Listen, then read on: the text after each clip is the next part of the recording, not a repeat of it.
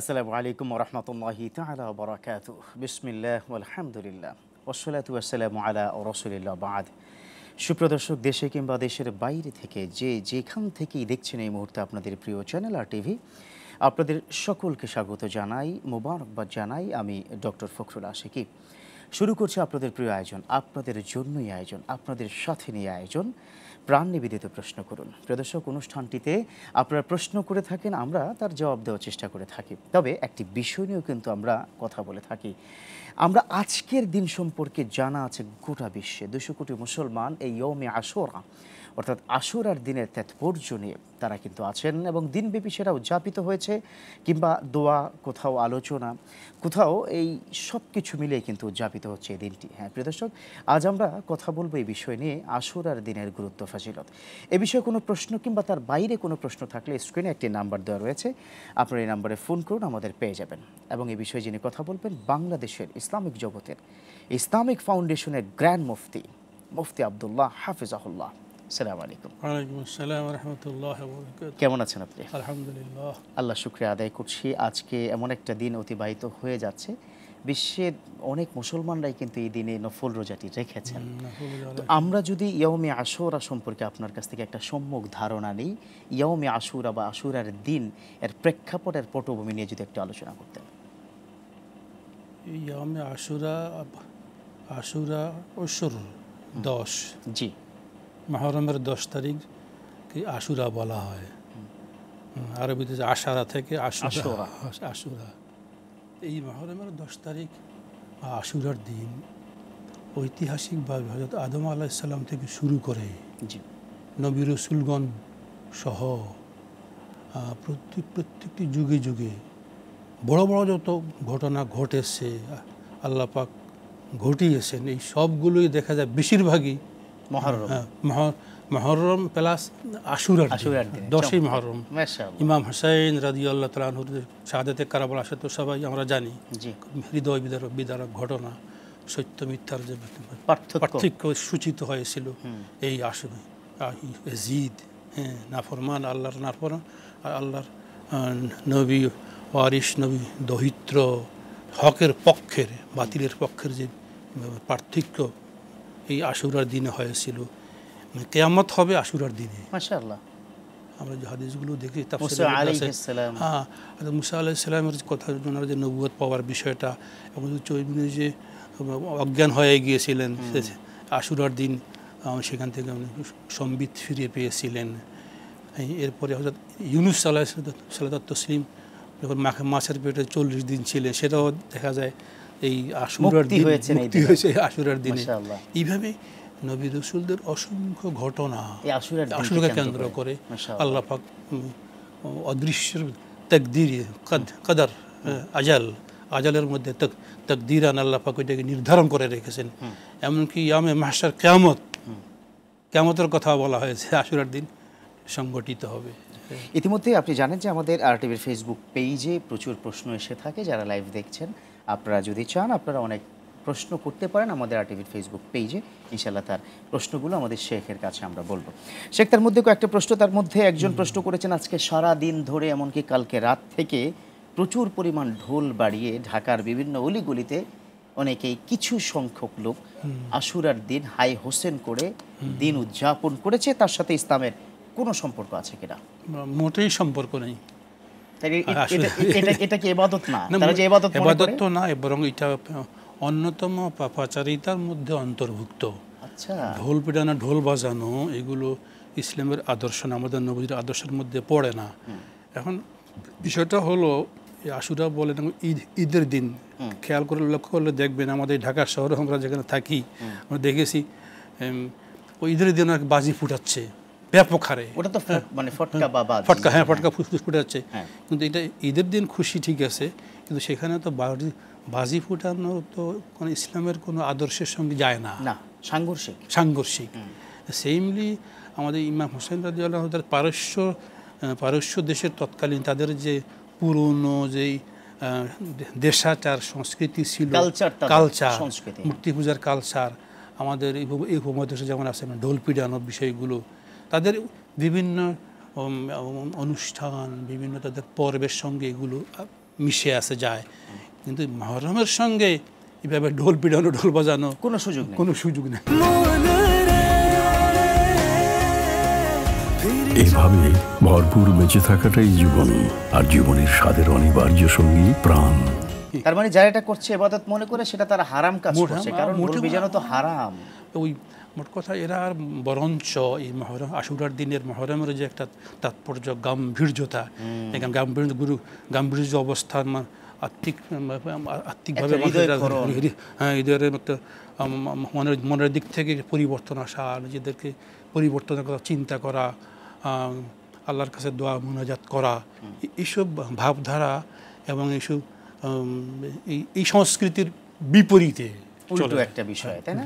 এর মধ্যে আরেকটা প্রশ্ন এসে গেছে, আমরা কি দেখেছি মহরমের 1 তারিখ থেকে, মানে এই যে 1 তারিখ থেকে, এখন তো আজ 10 তারিখ, 1 তারিখ থেকে বিভিন্ন অঞ্চলে বিহারি বা এই ধরনের যারা পাকিস্তানে বংশোদ্ভূত যারা আছেন, তারা এক ধরনের ঘর তৈরি করে ককশিট দিয়ে, এটা আবার একটা আপনার ওই যে রিকশার উপরে কিংবা ভ্যানের উপরে একটা বিশাল তাজিয়া টাইপের। এখন এটার সাথে ইসলামের কোনো সম্পর্ক আদৌ কোনো সম্পর্ক নেই। এই বিষয়ে আপনারা আলেমরা, আপনি তো একজন গ্র্যান্ড মুফতি, কোনো স্টেটমেন্ট আছে কিনা? এগুলো তো কোরআন হাদিস, আমাদের ফিকহ ফতোয়ার কিতাবে ইসলামী বই পুস্তক আপনি খুললেই দেখবেন এগুলো যে ঠিক না। তাজিয়া এগুলো আমাদের ওদের শিয়া নামে একটা গ্রুপ আছে, শিয়াদেরও ওই আমাদের মধ্যে যেমন মনে করেন ওলামা কেরাম, আমরা সুন্নি মুসলমান যারা আছে, অনেক কুসংস্কার আছে না, আমরা আলেমরা সব সাপোর্ট করি না, কোরআন সুন্নাহ সাপোর্ট করে না, তারপরেও মানে অনেকে অনেক ধরনের প্লাস করে যাচ্ছে। ঠিক সেম শিয়া মতানুসারে যারা আছে আমাদের দেশে, মোহাম্মদপুর বিভিন্ন জায়গায় আছে, কিছু সংখ্যক আছে।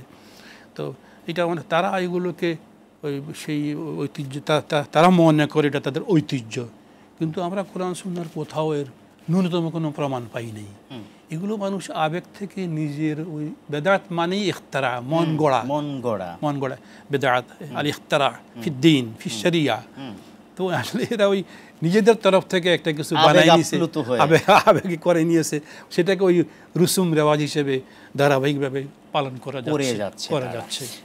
আরেকজন প্রশ্ন করেছে যে প্রায় সকাল থেকেই শুরু হয়েছে তাদের বিভিন্ন জায়গায় জ্যাম করা এই তাজিয়া উপলক্ষে 10ই মহরমে। এই যে এভাবে মানুষদেরকে কষ্ট দেওয়া, রাস্তার মোড়ে মোড়ে প্রচুর পরিমাণে ঢোল তবলা বাজিয়ে রাস্তা জ্যাম করে ফেলেছে, কিংবা রাস্তা আটক করে ফেলেছে, অর্থাৎ তারা ব্লক করে রেখেছে। তো এই ক্ষেত্রে তারা কিসের ইসলামের বার্তা দিচ্ছে? এটা তো এই জ্যাম করে ফেলা, এই ধরনের অনুষ্ঠান যখন হয়, আমাদের পলিটিক্যাল অনুষ্ঠানগুলোর মতো বিভিন্ন আন্দোলন স্লোগান, হ্যাঁ, এইটা তো শুধু তাদের এক্ষেত্রে শুধু এই আঙ্গিককে তাদেরকে দোষারোপ করা যাবে না।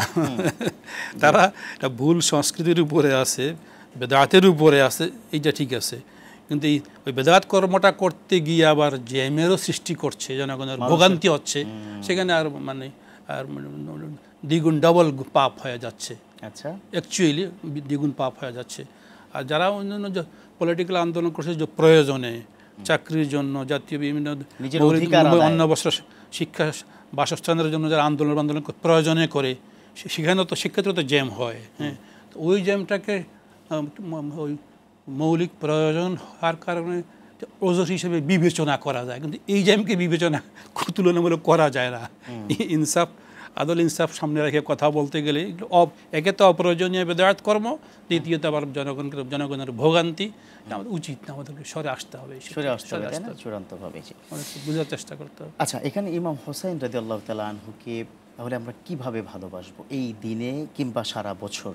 আমাদের আসলে মুসলমান হিসেবে করণীয় কি? যে কারবালার প্রান্তরের যে ঘটনা ঘটে গেছে, এটা নিয়ে আসলে কি করে, এখান থেকে শিক্ষাটা আমরা কি নিতে পারি? ইমাম হোসেন রাদিয়াল্লাহু তাআলার আদর্শ কি? প্যারে রাসূল করিম সাল্লাল্লাহু আলাইহি ওয়াসাল্লামের যে আদর্শ ছিল, সাহাবায়ে কেরামদের যে আদর্শ ছিল, খোলাফায়ে রাশিদুনের যে আদর্শ ছিল, সেই একই আদর্শ ইমাম হোসেনের ছিল। জি, এখন এখানে ইমাম হোসেন রাদিয়াল্লাহু তাআলা আনহু শাহাদাত বরণ করেছেন, সেটা তার তকদিরে ছিল, ঐতিহাসিকভাবে আল্লাহ পাক এই ঘটনা ঘটাবেন, সেই হিসেবে হয়ে গেছে। তো ওইখানে তো আমাদেরকে ওই শোক পালন করে, মাথা পিটিয়ে, ওই নিজেকে আহত করে, মিছিল মিটিং করে তো কিছু হবে না। ওনার আদর্শ ছিল কোরআন সুন্নাহর আদর্শ, খোলাফায়ে রাশিদুনের আদর্শ। আমাদেরকে নতুনভাবে, আমরা যেভাবে বিভিন্ন ঈদ চাঁদ পর্বে নতুনভাবে আমরা দীপ্ত শপথ নেই। শপথ নেই, আমরা নিজেদেরকে তৈরি করি হুম, যে কোরআন সুন্নাহর আদর্শে উদ্বুদ্ধ হয়ে ওনারা জীবন উৎসর্গ করেছেন হকের জন্য, সত্যের জন্য। সে হক সত্য কোথায়? সে হক সত্য তো কোরআনে, Right. সুন্নায়, আহাদিসে নববিয়ার মধ্যে, ইসলাম নবীজির সিরাত।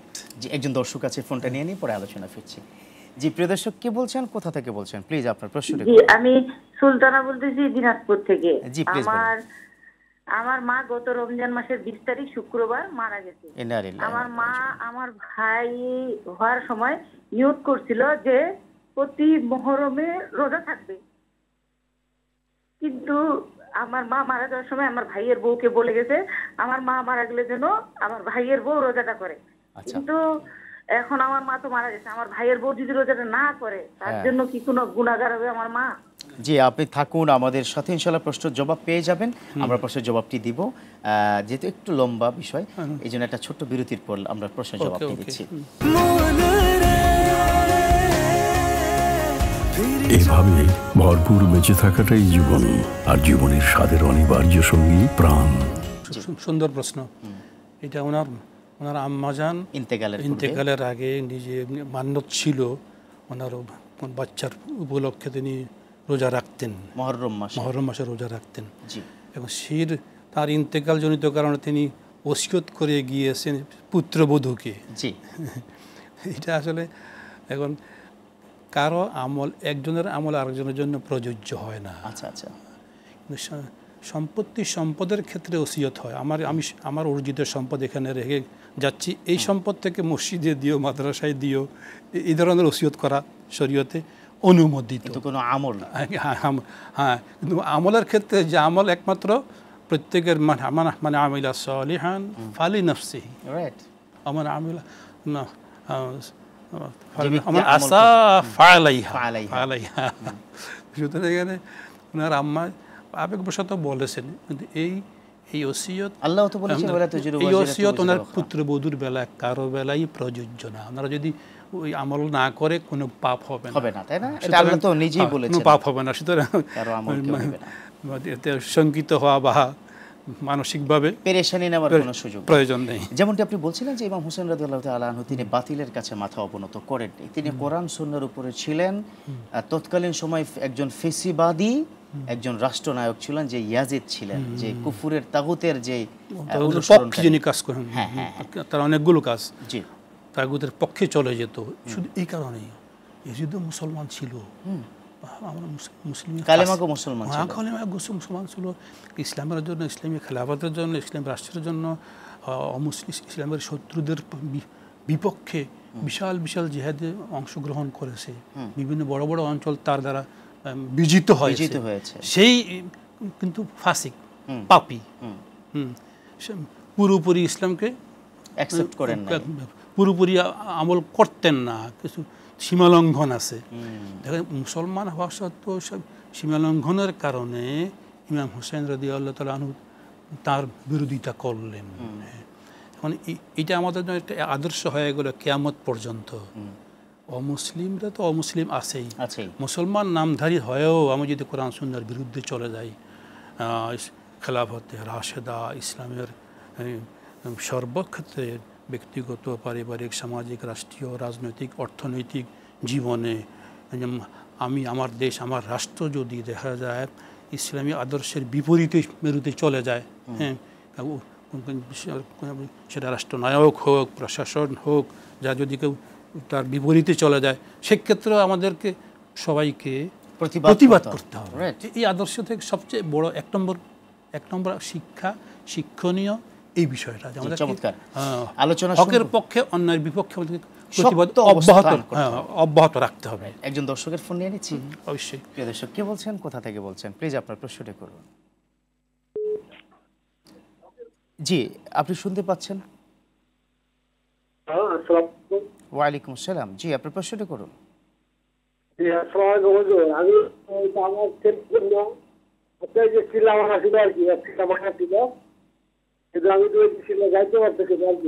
আপনার কথা বুঝতে পারছি না। আমি কি অন্য কারোর জন্য কি করাতে পারবো কিনা? আমি হয়তো আপনার কথা খুব বেশি স্পষ্ট করে শুনতে পারিনি, আপনার প্রশ্নটি খুব একটা ক্লিয়ার নেই। আপনি শুনেছেন কি? বুঝতে পেরেছেন কি? আপনিও বুঝতে পারেন? আচ্ছা, আপনি আমার কাছে মনে হয় যদি আরেকটু স্পষ্ট করে বলার চেষ্টা করুন তাহলে হয়তো আমরা মূল পয়েন্টটা কি শুনতে পারবো। আপনার মূল প্রশ্নটি প্লিজ। আমার ছেলের জন্য আমার ছেলের জন্য আমার সব চিল্লা মানা ছিল আর কি, একটা মানা ছিল আর কি, ছেলের জন্য মানত ছিল। আমি অন্য কাউকে এটা করাইতে পারবো কিনা? আপনার ছেলের জন্য মানত ছিল, এই পর্যন্ত বুঝতে পেরেছি। তারপর কি মানত ছিল? কি মানত ছিল? আমি যাইতে এক চিল্লা মানা ছিল আর কি, 40 দিনের এক চিল্লা। ও তাবলীগে যাওয়ার এক চিল্লা, এবার বুঝতে পারছি। তাবলীগে যাওয়ার এক চিল্লার মানত ছিল, সেটা পরিপূর্ণ করতে হবে কিনা, এই তো? সুন্দর প্রশ্ন আসলে। আচ্ছা জি, থাকুন আপনি আমাদের সাথে, ইনশাআল্লাহ প্রশ্ন উত্তর পেয়ে যাচ্ছেন প্লিজ। ইসলাম শিক্ষা করা, শিক্ষা দেওয়া, দাওয়াতি কাজ করা, দিনের লাইনে কাজ করা, এইটা এজ এ হোল বিবেচনা সবারই দায়িত্ব, জিম্মাদারি আছে। কিন্তু তাই বলে ওই চিল্লা দেওয়ার নিয়ত করলাম আর চিল্লা দিলাম না, এতে আমার কোনো পাপ হবে না। চিল্লা দেওয়া তো 40 দিনের জন্য যাওয়া, এইটা শরীয়তের কোনো মৌলিকভাবে বেসিক্যালি শরীয়তের কোনো সুনির্দিষ্ট আহকাম বিধান হিসেবে এটা প্রযোজ্য না। করতেই হবে তেমনটি না, না করলে ভালো নিশ্চয়ই। এই যে রোজা আমাদের, যেমন আজকে আমরা আশুরা রোজা রেখেছি, নফল কাজ ভালো, হ্যাঁ, ওই দাওয়াতি কাজটাও সেটা করতে পারলে ভালো। এবং সেটা ওই তাবলীগে চিল্লে গেলে যে দাওয়াতি কাজ হয়, নিজের ইমান ইসলাহ হয়, আমল হয়, এই জিনিসগুলো তাবলীগে না গেলে যে অন্য কোনোভাবে হয় না, বিষয়টা তাও না, সেরকম না। যদি ওইরকম হইতো যে তাবলীগে বা চিল্লে না গেলে আমার ইমান ঠিক হবে না, আমি উজু গোসল নামাজ শিখতে পারবো না, তার বিকল্প অসংখ্য সিস্টেম আছে, মাদ্রাসা আছে, মক্তবা আছে, ইমাম সাহেব আছে, খতিব সাহেব আছে, সিস্টেম আছে। সুতরাং এই ধরনের নিয়ত করা এবং সেটা পালন করা, নিয়ত করা কোনো জরুরি না, ভালো করলে ভালো, গেলে ভালো। গেলাম না তাই আমার কোনো পাপ হবে না, আমি সেটা বিকল্পভাবে অন্যভাবে শেখার চেষ্টা করবো, ইমাম সাহেবের কাছে শেখার চেষ্টা করব, মক্তবে গিয়া শেখার চেষ্টা করব, যারা বয়স্ক শিক্ষার সিস্টেম আছে সেখানে চেষ্টা করব। মানে এছাড়া বই আছে, কিতাব আছে, অনেক বই আছে, যারা বাংলা ভাষায় আমরা এগুলো পড়াশোনা করে শিখতে পারবো। ইভেন আজকাল সোশ্যাল মিডিয়া আছে, এই ধরনের নিয়ত বা মান্নত করা ঠিক হবে না, তাই না? ঠিক হবে না, জরুরি না। চমৎকার। আচ্ছা, বিশ্বনবীর একটি হাদিস, ভালো কাজে নিয়ত করা ভালো কিন্তু জরুরি না। জি, মান রাআ মিনকুম মুনকারান ফালিয়ুগাইয়িরু বিয়াদিহি ফাইন লাম ইস্তাতি ফাবিলিসানি। যখন তোমার সামনে কোনো প্রতিবন্ধকতা, কোনো ধরনের অসঙ্গতিপূর্ণ বিষয় আসবে, তখনই তুমি প্রতিবাদ করো। এটা কি হোসেন রাদিয়াল্লাহু তাআলা আনহুর পর থেকে তো এটা আরেকটু বেশি স্পিরিট চলে আসে, তাই না? শুনবো আপনার কাছে একজন দর্শকের ফোন নেওয়ার পরে। প্রিয় দর্শক, কে বলছেন, কোথা থেকে বলছেন, আপনার প্রশ্নটি করুন প্লিজ। আসসালামু আলাইকুম, আমি মামুন বলছি নওগাঁ থেকে। জি, আমি মামুন বলছি নওগাঁ থেকে। জি মামুন সাহেব বলুন প্লিজ। তো আমার প্রশ্ন হলো যে রুকু এবং সিজদায় আমরা কতবার করে তাসবিহ পড়ব, কতবার করে পড়া সুন্নাহ, এবং মানে বেশি পড়লে সওয়াব হবে কিনা? জি, থাকুন আপনি আরটিভির সাথে, ইনশাআল্লাহ প্রশ্ন পেয়ে যাচ্ছেন। জি, এটা একটা ভালো প্রশ্ন। হ্যাঁ, রুকু করা ফরজ, রুকু থেকে সোজা হওয়া ওয়াজিব। কিন্তু রুকু সিজদার মধ্যে সুবহান রাব্বিয়াল আযীম ওই 3 বার, 5 বার, 7 বার, এগুলো 3 বার পড়া সুন্নত, 5 বার পড়া আরো অধিক ভালো, আরো মুকাম্মাল সুন্নত, 7 বার পড়া আরো ভালো, অধিক ভালো, হ্যাঁ, সুন্নত। কিন্তু ফরজ না, ওয়াজিব না। ওই কওমা করা ওটা যেমন ওয়াজিব ছিল, দুই সিজদার মাঝখানে বসা যেমন ওয়াজিব ছিল, ওই নফসে রুকু মানে আমি ঝুঁকে যাওয়া, আমি যদি ঝুঁকে গেলাম, এই ঝুঁকে গেলাম, আমার রুকু ফরজ আদায় হয়ে গেছে। আমি একবারও ওই সুবহান রাব্বিয়াল আযীম একবারও পড়তে পারলাম না, ইমাম সাহেব উঠে গেছে, আমি উঠে গেলাম, অথবা কথার কথা আমি একাকী নামাজ পড়ছি, আমার মনে একাকী নামাজ পড়ছি, সেক্ষেত্রে আমি রুকু করেছি কিন্তু সুবহান রাব্বিয়াল আযীম পড়ি নাই, তবু আমার নামাজ শুদ্ধ হবে, হয়ে যাবে। জি, কারণ ওটা সুন্নত, হ্যাঁ, ওটা বুঝতে হবে, তবে সুন্নতবিহীন হবে আর কি, সব কম হবে, হ্যাঁ, কিন্তু হয়ে যাবে, নামাজ হয়ে যাবে। একজন দর্শকের ফোন নিয়ে নিচ্ছি। প্রিয় দর্শক, কে বলছেন, কোথা থেকে বলছেন, প্রশ্নটি করুন। জি, আসসালামু আলাইকুম, আমি ঢাকা থেকে বলছি, পুরান ঢাকা থেকে। জি, প্রশ্নটি করুন প্লিজ। জি, প্রশ্নটি করুন। জি, প্রশ্নটা জি, আজকে আশুরার তো 2টা রোজা রাখতে হয়, জি 2টা রোজা রাখতে হবে। তো আমার দিদি একটা লাগছে, আজকে হলো 10 তারিখ, পিরিয়ড হয়ে গেছে, জি। তো এখন উনি একটা রোজা রাখতে পারলো, তো এটা করণীয়টা কি? মানে একটা রোজা আজকে কি রেখেছেন, কিন্তু উনি চেয়েছিল কি 2টা রোজা, এখন কি করবেন তাই তো? আজকে 2টা রোজা ওনার হয়তো, কিন্তু আপনার দুপুরবেলা ওনার পিরিয়ড হয়ে গেছে। আচ্ছা, বুঝতে পেরেছি। আচ্ছা, জি থাকুন, আপনি আমাদের সাথে ইনশাআল্লাহ প্রশ্নোত্তর পেয়ে যাবেন। কি করণীয়? আসলে এই যে বুঝতে এক পারবো বোন যে আর কি, হ্যাঁ। এই রোজাগুলো তো ফরজও না, ওয়াজিবও না, সুন্নতে মুআক্কাদাও না, জি। এগুলো হলো একান্তই সুন্নতে জায়েদা অথবা নফলের মধ্যে অন্তর্ভুক্ত। জি। এক হইল মূল আশুরার দিনে রোজা রাখা একটা নফল কাজ। আবার এই নফলের মধ্যে ডবল সওয়াব হয়, অধিক ভালো 9-10 অথবা 10-11 রোজা রাখা। দুটোই আছে হাদিসে। জি। এটা একটা হইল আশুরার রোজা রাখা, এটা একটা নফল সুন্নতে জায়েদা বা একটা নফল আমল হইল, সওয়াব, ভালো কাজ হইল। আর 2টা যদি আমরা রাখি আগে মিলাইয়া, সে আর ডবল সওয়াব পাইলাম। মাশাআল্লাহ। হ্যাঁ, কিন্তু আমি 2টাও রাখলাম না, একটাও রাখলাম না, এতে আমার কোনো গুনাহ হবে না, কোনো সমস্যা নেই। কোনো সমস্যা সো আমার বোন যে অসুস্থ হয়ে গেছে আপনার ন্যাচারালি, তাতে কোনো সমস্যা নাই, কারণ কোনো সমস্যা- নফলের কোনো কাজা হয় না। হ্যাঁ জি, হ্যাঁ, এটা নফল রোজা হিসেবে রাখছে, তাইলে সেটা নফলের কাজা হয় না। জি। এভাবে ভরপুর বেঁচে থাকাটাই জীবন, আর জীবনের স্বাদের অনিবার্য সঙ্গী প্রাণ। অনেকগুলো আলোচনা করছিলেন, কিন্তু একজন দর্শক অনেকক্ষণ অপেক্ষা করছে, তার ফোনটা আমরা নিয়ে আলোচনা ফিরবো ইনশাআল্লাহ। অবশ্যই। জি, প্রিয় দর্শক, কে বলছেন, কোথা থেকে বলছেন, প্লিজ প্রশ্নটি করুন। আসসালামু আলাইকুম হুজুর। ওয়ালাইকুম আমি আসসালাম। মাসুম, কুমিল্লা ধর্মপুর থেকে। জি বলুন প্লিজ।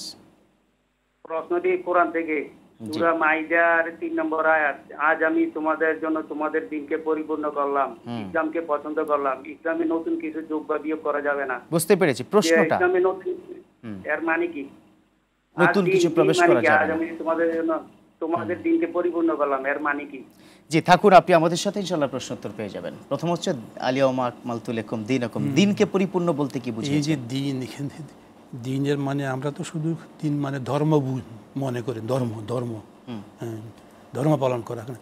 এই ধর্মের মধ্যে ইসলাম, অন্যান্য ধর্মগুলো যেরকম একটা ধর্ম, ইসলাম ধর্মটা শুধু ওইরকম একটা ধর্ম না। ওই সাধারণ বাংলা অর্থে আমরা ধর্ম বলি, কিন্তু আমাদের ইসলামিক যে পরিভাষা অনুযায়ী ইসলামে দিন বলতে তার এবাদতের সাইড, তার অর্থনৈতিক দিক, পারিবারিক দিক, সামাজিক দিক, রাষ্ট্রীয় দিক, একদম ইসলামী জীবন ব্যবস্থা। এখানে দিনের এক অর্থ আইন, হ্যাঁ, দিনের এক অর্থ আদর্শ, হ্যাঁ, এইভাবে ধর্ম পালন অনেকগুলো অর্থ আছে। এখন এই আজকে তোমাদের জন্য আমি ইসলামকে দিন হিসাবে মনোনীত করলাম, পরিপূর্ণ করলাম, মানে ইসলামী আইন, শরিয়া আইন, কোরআন সুন্নাহর বিধিবিধান আজকে আমি তোমাদের জন্য পরিপূর্ণ করে দিলাম। তোমরা এই পবিত্র কোরআন থেকে তোমাদের জীবনের জন্য, পরকালের জন্য, ইহকালীন পরকালীন যত রকমের কোশ্চেন আছে, কিয়ামত পর্যন্ত যত রকমের সম্ভাব্য প্রশ্ন, সমস্যা উত্থাপিত হইতে পারে, সবগুলোর সমাধান তোমরা এর মধ্যে পাবা, পেয়ে যাবা। চমৎকার। এখানে নতুন কিছু ঢুকানো যাবে? হ্যাঁ, নতুন কিছু এখানে ঢুকা যাবে না কোরআন সুন্নাহর বাইরে, কিন্তু নতুন ব্যাখ্যা আসবে। কিভাবে আপনাকে বলি, যেমন এক সময় নবীর যুগে আমাদের এই মোবাইল ছিল না, নবীর যুগে উড়োজাহাজ ছিল না, রেল ট্রেন ছিল না, হ্যাঁ, দিনই দাওয়াত দেওয়ার কথা আছে, দাওয়াত দিতে গিয়ে সেটা মাইকে বলা যাবে কিনা জোর আওয়াজে, হ্যাঁ, আজান দেওয়ার কথা আছে, কিন্তু আজানটা কি ওই যে ইয়েতে লাউড স্পিকারে দেওয়া যাবে কিনা, হ্যাঁ, এগুলার হয়তো আধুনিকতার একটা ছোঁয়া। এগুলো শরীয়তের মৌলিকত্ব রক্ষা করে, এগুলো কতটুকু কোন ক্ষেত্রে বৈধ অবৈধ, এই জিনিসগুলো নতুনভাবে ব্যাখ্যা আসবে, কিন্তু নতুন মৌলিকত্বের মধ্যে চেঞ্জ আসবে না। চমৎকার। যে একজন দর্শক আছে, ফোন নিয়ে নিচ্ছি। প্রিয় দর্শক, কে বলছেন, কোথা থেকে বলছেন, প্রশ্নটি করুন। জি হ্যালো, জি বলুন প্লিজ। আসসালামু আলাইকুম। ওয়ালাইকুম আসসালাম। হুজুর ভালো আছেন? আছি আলহামদুলিল্লাহ। প্রশ্নটি করুন। আমি বাড্ডা থেকে বলছি, হাফিজুর রহমান। জি। হ্যাঁ, আমরা ওই রুকুতে গিয়ে ওই নামাজের সিজদাকে রুকুতে বলি সুবহান রাব্বিল আযীম, হ্যাঁ, ওটা সিজদা থেকে যে সুবহান রাব্বিল আ'লা, হ্যাঁ, যে বেজুর পড়তে হয় দুটো, হ্যাঁ, যে বেজুর না জোর হয়, সেক্ষেত্রে নামাজ হবে কিনা? আচ্ছা, যে থাকুন, আপনি আমাদের সাথে ইনশাআল্লাহ প্রশ্নোত্তর পেয়ে যাচ্ছেন। ভালো প্রশ্ন। এইগুলি ধরনের মানে অনেক প্রশ্নই মানুষের মানে মাথায় মনে আসে। জি বলুন। কিন্তু আমাদের বেসিক্যালি ওই যে গোড়ার কথাগুলো আমাদের ওই জেনে না থাকার কারণে যে ফরজ এই নামাজ সংক্রান্ত হোক, রোজা সংক্রান্ত হোক, জাকাত সংক্রান্ত হোক, অনেক বিধিবিধান আছে। কিন্তু এইসব বিধিবিধানের ক্ষেত্রে মধ্যেও কিছু আছে ফরজ, কিছু আছে ওয়াজিব, অবশ্যই করতে হবে, ত্রুটি হয়ে গেলে শুদ্ধ হবে না। কিছু আছে ওয়াজিব, একটু ভুল টুল হইলে সেটা কারেকশন করে নেওয়া যায়। বাকি হইল হাজারো বিধিবিধান আছে এই নামাজ সংক্রান্ত। যেমন উনি যেটা বললেন, ওই রুকু করা, নামাজ পড়া ফরজ, রুকু করা ফরজ, কিন্তু রুকুর মধ্যে সুবহানা রাব্বিয়াল আযীম পড়া ফরজও না, ওয়াজিবও না, সুন্নত। তো নামাজ আদায়কালীন কেউ যদি নামাজের যে অনেকগুলো সুন্নত আছে, 28টা 30টা 32টা হিসাব করলে আর বেশি হয়, কোন একটা সুন্নত যদি ছুটে গেল তার নামাজের কোনো ক্ষতি হবে না।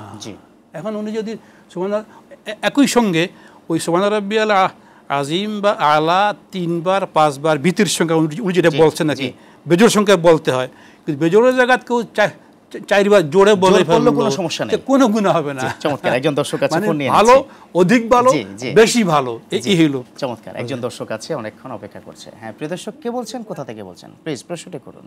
আসসালামু আলাইকুম। ওয়া আলাইকুম আসসালাম ওয়া রাহমাতুল্লাহ। আমার প্রশ্নটা হলো, আমি 4 রাকাত ফরজ নামাজে দাঁড়ালাম। জি। তার প্রথম রাকাতে আমি সূরা লাহাব পড়লাম। আচ্ছা।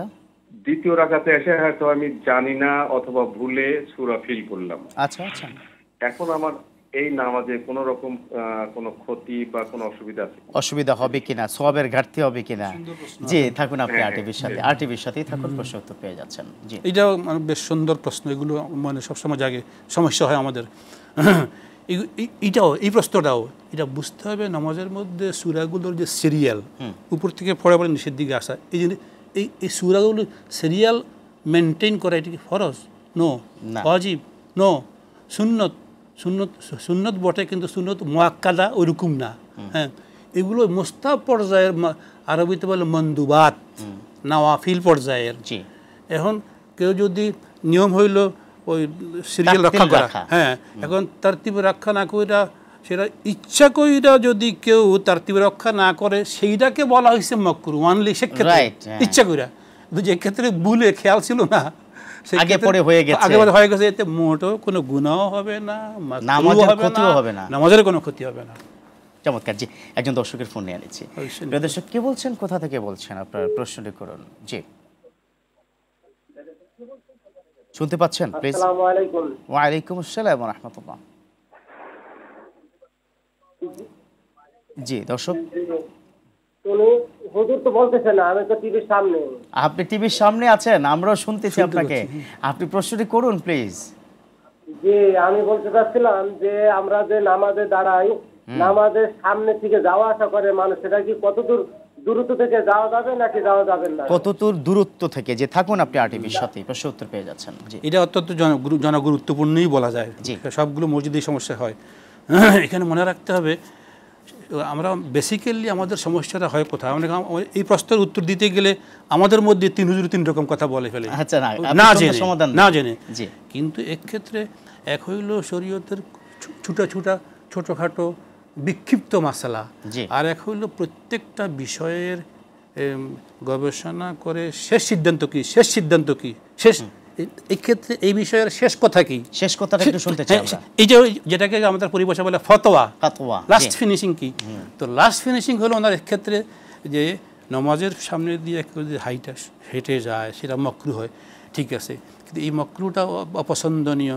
কিন্তু এইটা তার সীমা কতটুকু, এর সীমার শেষ কথা হইল, শেষ সিদ্ধান্ত হইল, একজন মুসল্লি যেই কাতারে, যেখানে তিনি নামাজ পড়ছেন, যেই কাতারে আমরা দাঁড়িয়ে আছি, তার সামনে একটা কাতার, এই 2 কাতার, এই 2 কাতারের সামনে দিয়ে যদি কেউ যায়, 2 কাতার, এই কাতার সহ, সামনের কাতার সহ 2 কাতার বাদ দিয়ে যদি সামনে 3 নম্বর কাতার দিয়ে যায়, তাহলে কোনো গুনাহ হবে না, কোনো গুনাহ। চমৎকার। আরেকজন দর্শকের ফোন, শেষ কথা। জি, ফাইন। প্রদর্শক কে বলছেন, কোথা থেকে বলছেন, আপনার প্রশ্নটি করুন প্লিজ। আসসালামু আলাইকুম রাহমাতুল্লাহ। ওয়া আলাইকুম আসসালাম ওয়া রাহমাতুল্লাহ। জি, প্রশ্নটি করুন। আমি ঢাকা থেকে মোহাম্মদ ইরশাদুল্লাহ বলছি। জি, বলুন। আমার প্রশ্ন হচ্ছে, আহলে বাইত সম্পর্কে আমি জানতে চাচ্ছি। আহলে বাইত কথাটা বেশ শোনা। সঠিক কিনা যে থাকুন, একদম সংক্ষেপে 30 সেকেন্ড সময় আছে। আহলে বায়েত নবী বংশ, নবীর পরিবার। কারা কারা? নবীর পরিবার বংশের মধ্যে নবীজির আহলিয়া, পরিবার পরিজন, ইমাম হোসেন, ইমাম হাসান, ফাতেমা রাদিয়াল্লাহু আনহা, আলী রাদিয়াল্লাহু আনহু, এরা সবাই আহলে বায়েতের মধ্যে অন্তর্ভুক্ত। এবং এদের বংশধর যারা আছে এরা সবাই আহলে বায়েত। আহলে বায়েত বলতে তাদেরকেই মিন করে। মাশাআল্লাহ। আর ওয়া আলিহি ওয়া আহলিহি, জি, আহলে বায়েত। আর ব্যাপক করতে আহল বলতে সবাই, সব মুমিন মুসলমান তার মধ্যে অন্তর্ভুক্ত। কিন্তু আহলে বায়েত যখন বলবো তখন শুধু নবীর বংশের যারা যে কয়জন আছে তাদের বংশধর, এবং তারাই সেরা সম্মানিত। আপনাকে অনেক ধন্যবাদ জানাচ্ছি। আজকে খুব চমৎকার করে অনেকগুলো প্রশ্নের জবাব দিয়েছেন এবং আজকের বিষয়টা খুব সুন্দর করে আপনি আলোচনা করেছেন। আশা করি পুরো জাতির ব্যাপক উপকার আসবে। বারাকাল্লাহু ফি হায়াতিক ওয়া ইলমিক ওয়া সিহহাতিক। তাকাব্বালাল্লাহু মিন্না মিনকুম। প্রিয় দর্শক, এতক্ষণ পর্যন্ত যারা ছিলেন, আজকের আলোচনাগুলো যেখান থেকে আপনার মনে হয়েছে যে এই আলোচনাটা আমার জীবনের জন্য অনেক কার্যকর, আপনি সেই পয়েন্টটাকে গ্রহণ করুন, আমল করুন। নিশ্চয়ই নবী পরিবারকে ভালোবাসুন, তবে সে ভালোবাসা হবে নবী পরিবার যেভাবে চলতে বলেছেন কোরআন এবং হাদিস অনুযায়ী, সেভাবেই চলা, সেটাই হচ্ছে কিন্তু ভালোবাসা। নচেত ইয়া হোসেন হাই হোসেন বলে বলে এটা এক ধরনের প্রতারণা, এটা এক ধরনের ভালোবাসার নামান্তর, আর কিছু নয়। আসুন বিশ্বনবীকে ভালোবাসি, তার পরিবারকে ভালোবাসি, সে অনুযায়ী জীবন গঠন করি। সে প্রত্যাশা আগামীকাল আবার দেখা হচ্ছে প্রাণ নিবেদিত প্রশ্ন করুন অনুষ্ঠানটি নিয়ে। আল্লাহ পাক সকলকে ভালো রাখুক। আল্লাহ হাফিজ। আসসালামু আলাইকুম ওয়া রাহমাতুল্লাহ।